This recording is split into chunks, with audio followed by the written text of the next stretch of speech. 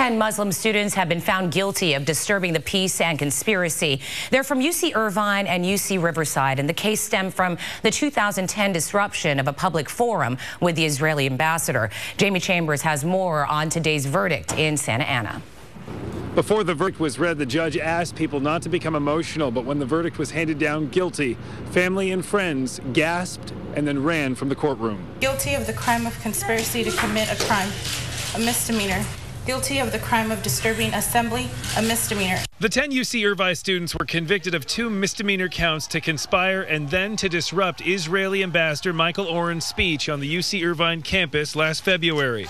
Facing a year in prison, Muslim friends and activists were outraged by the guilty verdict. We will stand strong. Those guys, their families have been murdered, massacred in Palestine. To go sit in a jail room for 6 months to a year is nothing compared to what they've seen their family go through in Palestine, in the Gaza Strip. La ilaha illallah.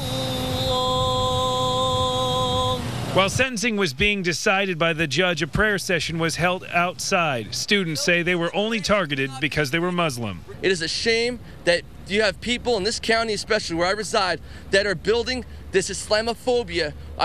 Sometimes I feel like I'm going to walk down the street the way things are heading, that I'm going to be lynched. District Attorney Tony Rackaukus says he understands that prosecuting student protesters is rare, but the law was broken. This is not Islamophobic. It's not against or for any particular group.